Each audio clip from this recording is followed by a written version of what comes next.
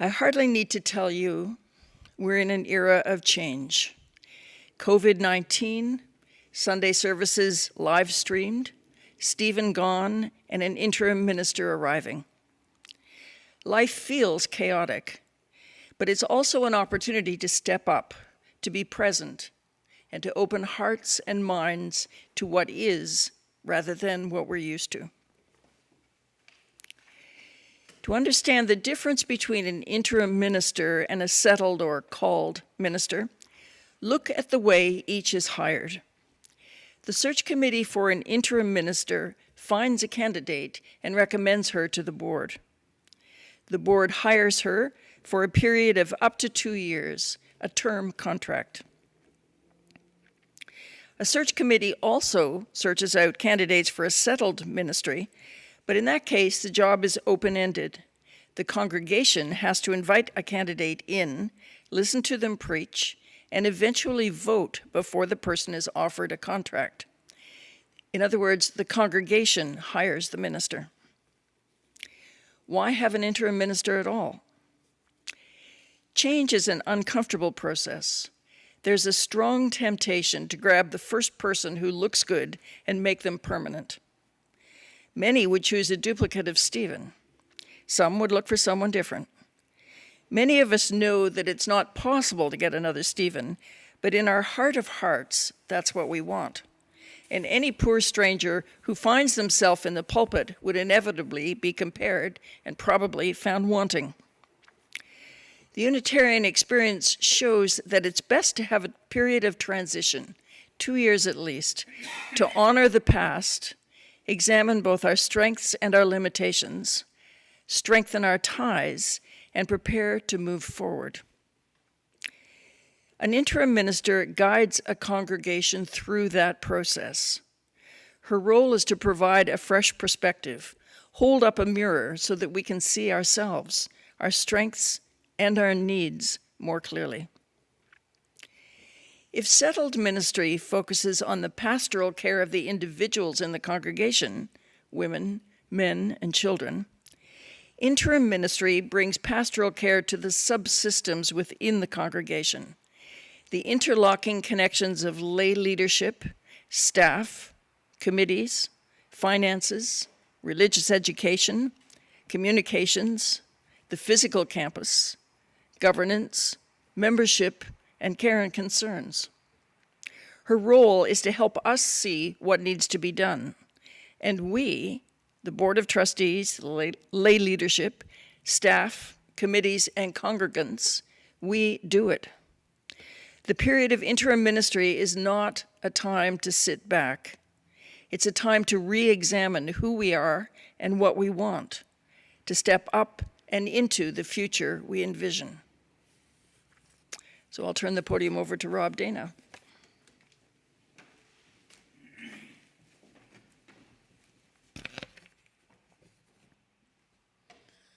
Good morning. I'm Rob Dano. I first came to this sanctuary in 1996 when I moved to Vancouver from Montreal, and I have been back here for most Sundays since then. Participating on this interim ministry committee was one of my best experiences in over 20 years as a Vancouver Unitarian. It was a remarkable group and an excellent representation of this congregation. Some committee members were younger, some older, some relatively new to this community, some have been here for more than 20 years.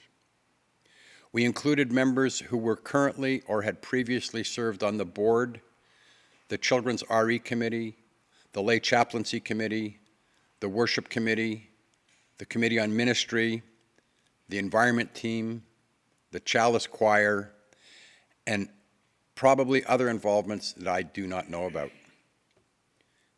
We were a diverse group and, I believe, an excellent cross-section of this community. Our work was to find and recommend an interim minister to the board.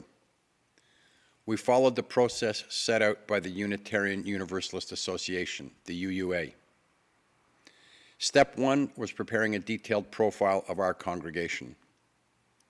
the UUA circulated this profile to eligible ministerial candidates and sent us the names of those interested in serving with us. We interviewed 5 of them and sent our ranked preferences to the UUA. We were thrilled to learn that we had made a match with Reverend Lara Cowton. Sounds simple and straightforward, but the devil is in the details. Our work was intense. We completed the whole process from preparing our profile until we submitted our candidate rankings to the UUA in less than 3 months. We reviewed each candidate's ministerial record, watched at least one of their services, and looked up other information about them. We developed our interview questions and decided who would ask each one. We asked the same questions of all candidates, and each interview lasted about an hour and a half. We conferred as a committee before each interview and debriefed afterwards. Our first interview was on May 5th and our last on May 14th.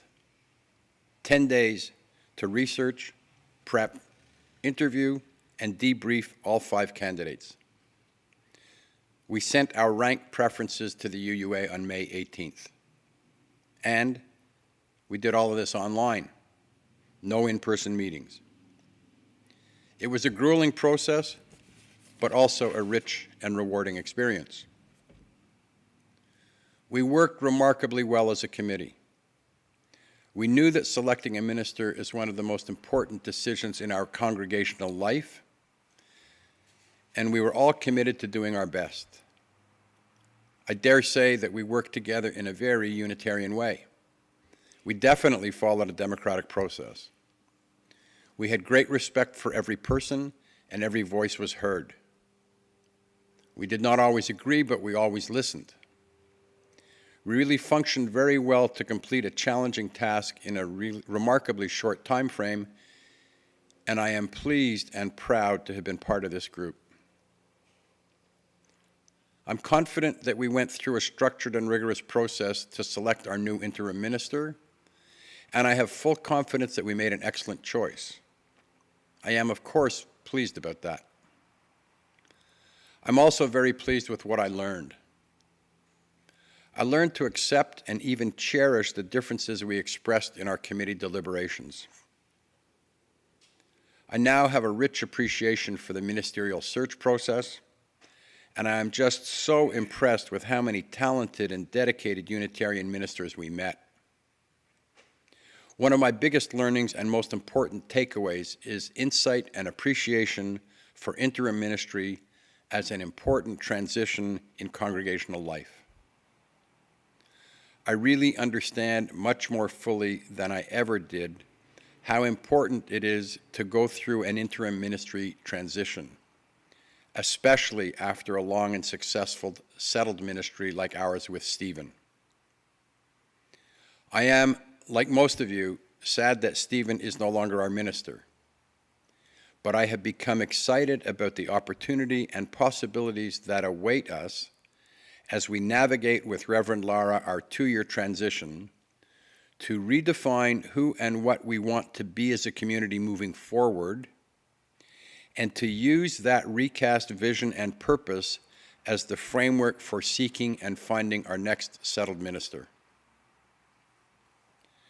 Leslie said at the end of her remarks that the period of interim ministry is not a time to sit back. It's a time to re-examine who we are and what we want, to step up and into the future we envision. These next 2 years will be an exciting time, and I look forward to the voyage of discovery that we will embark on with Lara Cowton next month. All aboard.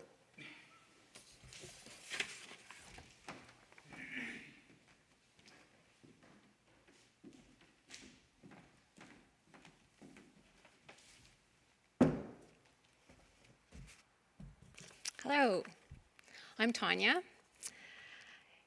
and I have a confession. When I envisioned the future of UCV without Stephen at the helm, I was not sure I wanted to step into it at all. So I hustled myself onto the Interministerial Search Committee, secretly hoping to nudge them toward another version of Stephen, the minister I thought had hooked me on UCV. What I soon realized, however, was that as much as I enjoyed Stephen's sermons and attention to quirky and outspoken kids like mine, what had really hooked me on UCV was people like those on the Interministerial Search Committee. Leslie, Catherine, Rob, Cole, Michael, Jenny, and Way. They seemed to know already that Stephen, though wonderful, and he was, and is, was not the church. We are. The board, the committee, the choir, the music director, the religious education or exploration coordinator, volunteer librarians, volunteer gardeners, and many others will continue to make UCV the wonderful place that it is, no matter who gives the Sunday sermons. That said, I really like a good sermon. So I felt that the work we were doing on our committee was extremely important. I work on a lot of committees in my non-UCV life, and it's not usually the favorite part of my job. But this one was one of the most well-run and enjoyable I've ever had the pleasure of being on. As I said, my fellow committee members are wonderful people. And I learned this both very briefly in person and, because of COVID, online. After more than 10 eye-watering hours on Zoom and many more on email, I've become a very fast typist. I still like them. We talked about what UCV means to us, about its history, about what the interim period might be like. I even began to look forward to this period. As Rob said, we worked out our interview process, we met some amazing and inspirational candidates, and we spoke to each other with frankness and persistent friendliness about who would serve us best as we look into ourselves over the next couple of years and as we plan our future beyond that. So, my goal to find another Stephen has failed. And I could not be more delighted. Working with my wise companions, reading about interim ministry, and letting go of my preconceptions taught me that I want someone new in the pulpit. We know who we have been. And as Rob and Leslie said, now I want to see what more an interim ministry can help our amazing congregation become.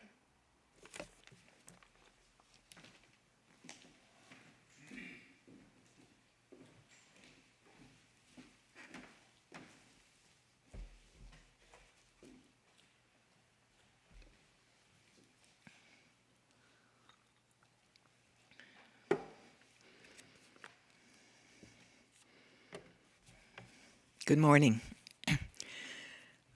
I call my story today, Finding a Home. I'm Catherine Roback. I've been a member here for 25 years, more than that. And here are my questions today. What does it mean to find a spiritual home?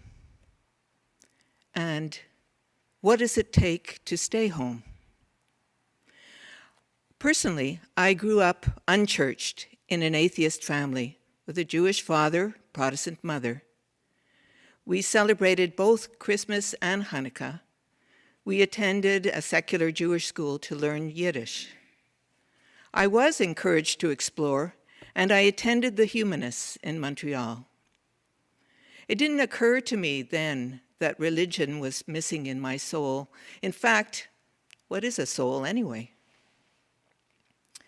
In my late 40s, stable, secure, I was working as an addiction counselor with women in recovery, women who felt their faith viscerally. And in some way, I envied that certainty. I didn't want their faith exactly, but I yearned for something. I'll make my faith a circle of women, I decided. Something was missing. community for one. One day I hiked with some fun Unitarian people, and for purely social reasons, I hung out with them in their small, warm, suburban congregation, that's Beacon.